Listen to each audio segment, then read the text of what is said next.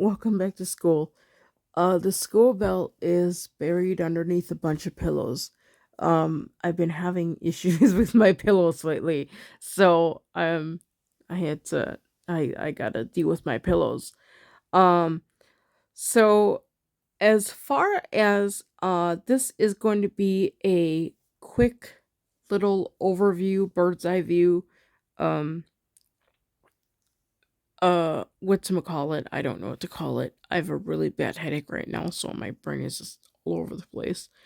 Um, it's gonna be a quick overview of my musical upbringing in the sense of piano, things like that. At the description, there will be a link to the more full, in depth version of this, but this is just to kind of give a few highlights that are major transitioning points and things. Um, so first, we did not do like music lessons or anything growing up. All of our music education came from the local public school or state school. Um, and so it somewhere I think it was like in third, no, not third, but fifth, sixth grade, I started singing in the elementary choir. Um, but I really don't remember much of it because I just don't remember much of it. I think I sang in there for like a year, if I remember correctly. Um, the let me see here. In uh junior high school, 7th and 8th grade, I had got a keyboard for um a gift, and we didn't have music lying around except for these We Sing books. Like, We Sing for Christmas, We Sing Silly Songs, things like that. Um, I forget exactly who the authors are, but yeah. So that was kind of where I learned how to play the instrument. My stepdad taught me.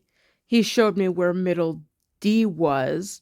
My aunt, she started to teach me the opening of Beethoven's Fürlies, um and all of my other musical stuff was pretty much from school, singing in the choir, um taking a general music course that dealt with music history, music theory, composition. I think there was another aspect of it, but for some reason, oh, there's a keyboard. That's the other thing. Yeah. So the thing is, I knew, like, I was learning this the note names on the staff, and I would use my choir music and writing all the letter names so that I was learning them. Um, and I think it was like an eighth year or ninth year, somewhere around there, I learned about the key signatures.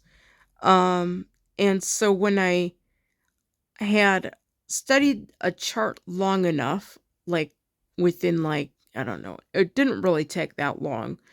Um, but I studied the chart, and then I was able to kind of look at the key and say, okay, this is the key of D major. I mean, for instance, yeah, I'm just throwing out an example. And I already knew what the sharps and flats were, so I didn't have to really, have that big, oh my gosh, this is three sharps or whatever. Um, I knew what they were. The thing is, I just didn't really understand them in the sense of the key signature aspect. So, I learned those, studied them on my own, and after that, I picked up the first movements of the Sonata Quasi una Fantasia by Beethoven. Opus 27, number 2. Um, and then after that, I just started randomly picking up other pieces of music, um, more Beethoven, Chopin. I think I did a Debussy. I really never had a music teacher, like a piano teacher. So a lot of my piano was pretty much self-taught. I remember when I was in freshman in high school, my choir director told me, "Hey, you need to have a piano teacher. I mean, you're working on classical music, you need to be working with a piano teacher so that you can learn your scales and arpeggios and technique and all that stuff." And at that time, I really didn't understand it. It didn't come around until several years later that I like, yeah, I really should have listened to him, and I don't know. Um, but I was mostly self-taught. Um, I did take lessons um from a local music teacher when in my sophomore year in high school. But other than that, I never really had a piano teacher. I've worked with people off and on, but not long enough where I could officially say, "Hey, I studied with so and so." Um, there are a few people that I've worked with that I would say are more significant in the sense of my piano upbringing, but most of the people I worked with may have been, you know, a few months or a year, but nothing real extravagant long term, if that makes sense. My mentor was probably the person that would really, really fit the bill in the sense of, having somebody as a piano teacher, but he wasn't my piano teacher. Basically, I would ask him for, advice, or I would send him a note, "Hey, I'm having issues with XYZ." And he would come down and he'd work with me. He would, listen to me play it, play the piece or play the section in question. And then he would, offer different fingering, or, you know, remind me to, take the passage slower or break it up if it was like some weird thing in Chopin's music. Um, just things like that. But it wasn't like a weekly thing where I had to prepare music or anything. I was just preparing whatever I wanted to work on, whatever I was interested in, and he would assist in that way if I was stuck with something. Um, and it worked out very nice. I greatly miss those meetings that we had, impromptu lessons, more or less. Um, After that, I really wasn't doing any scales or anything at this time. Um, all through high school, or even post high school, I wasn't doing scales until about maybe a year or so after or before I went to university. And then I went to university, studied there for about 2.5 years, left for numerous reasons. We're not gonna go down that hole. If you want to know more about my university experience, you'll have to watch the longer version of my musical thing, and you'll get the story there. But basically at the end of university, um I stopped all of my piano studies. Like, I didn't play music, not even for my own enjoyment. um so I stopped playing for about 10 years, and a few years ago I started thinking to myself, um how can I get into keyboard music? Because, to be honest, keyboard music is like the only thing I know. Um and how can I get into keyboard music and not just go straight into piano? Because I still had a I mean, I think I still do have a sore spot from university. Um so I was thinking, well, I wonder if I contact one of the local organ people at the church, see if anyone can help me there. Um, and so I contacted um, the organist at a local church. It's about, I don't know, 10-15 minute walk from here. Well, it depends on what the weather's doing too. But it's within walking distance, which is really important because, yeah, I don't drive.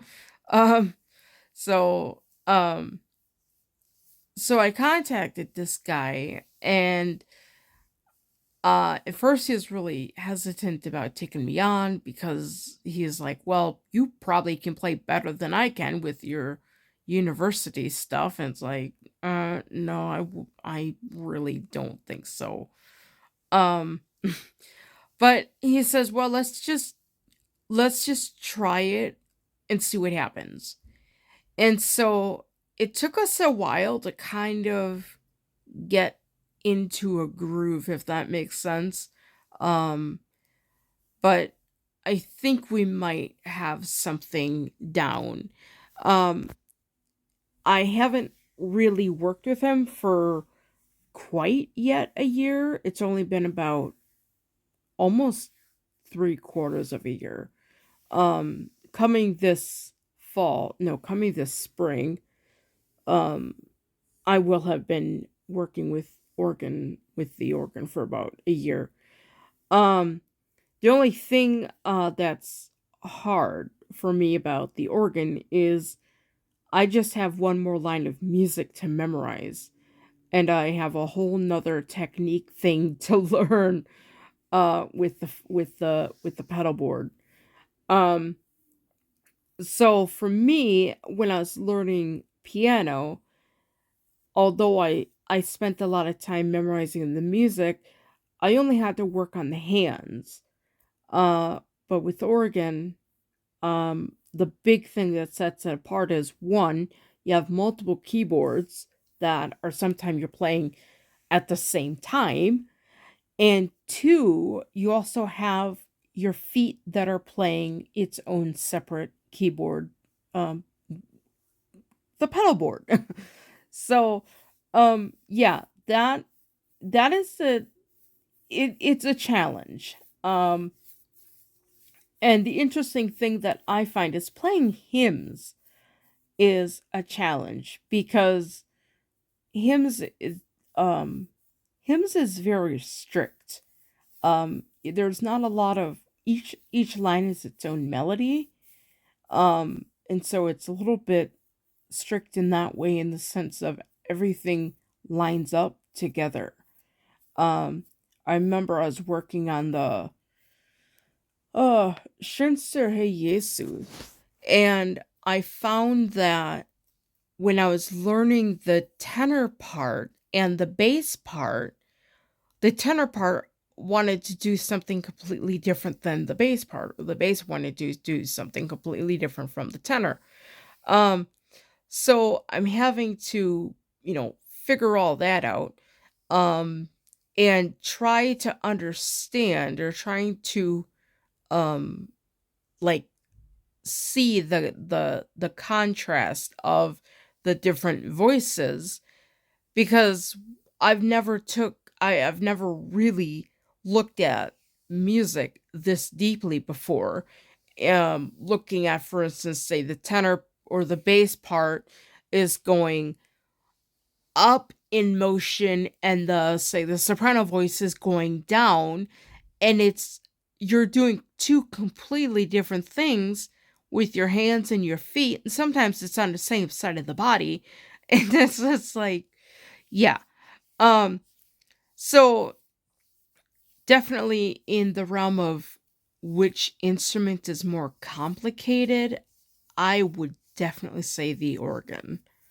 Um, Granted, piano has its own complications, but I mean, when you sit at the organ and you're playing the things that like Bach wrote, like if you look at some of his pedal work and his organ music, it's like, oh my gosh.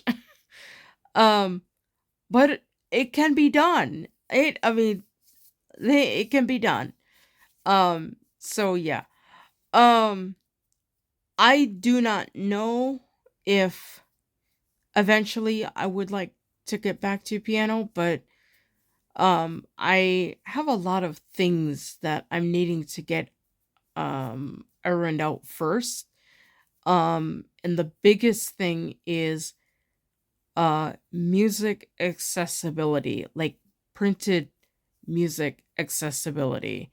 I need to be able to get music in braille because I can't be looking at printed music all the time and memorizing it because it's really hard on my eyes.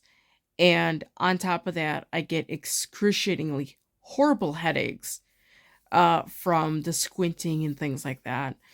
Um, so I don't know um, when or if I'll go back to piano. I'm thinking, I know it's probably going beyond my piano history, but I'm thinking if I can ever get a way of getting music into Braille, I think the first step before even playing music from Braille is going to literally be to sight sing it using solfege. I have been singing in a choir at a local church, and we sing Gregorian chants. And I am pretty floored at how well my reading ability in printed music has became or become, I don't know, after a year or so of singing Gregorian chants. Um, so I'm just curious to know if this would translate over to Braille music. Um, I'm hoping that it would, if not even faster, because my finger sensitivity is probably stronger than my visual sensitivity. But on top of that, if I can sing it, I would be able to memorize it faster, and then I could technically go to the piano and just play it from memory without even having to look at the music really at all. In fact, this is kind of interesting. One of my um piano mentors that I was working with, um he had actually said, "Well, I just want to try this." He had me memorize my piano music away from the piano. And he said, "You can only go to the piano and work on it after you have it memorized." And so the thing was that he wanted me to go to the piano with the music already in my head so that I didn't have to, go through and do the decoding thing. But again, that takes a lot of eye strain for me to do that. Um and especially now, it would take even more eye strain. Um so that pretty much concludes where things are at and where they have been with the musical uh realm of things. I'm gonna go put my pillows back together and try to get rid of this headache. Um if you want to like, share, and subscribe, and don't forget to ring the notification bell for all notifications.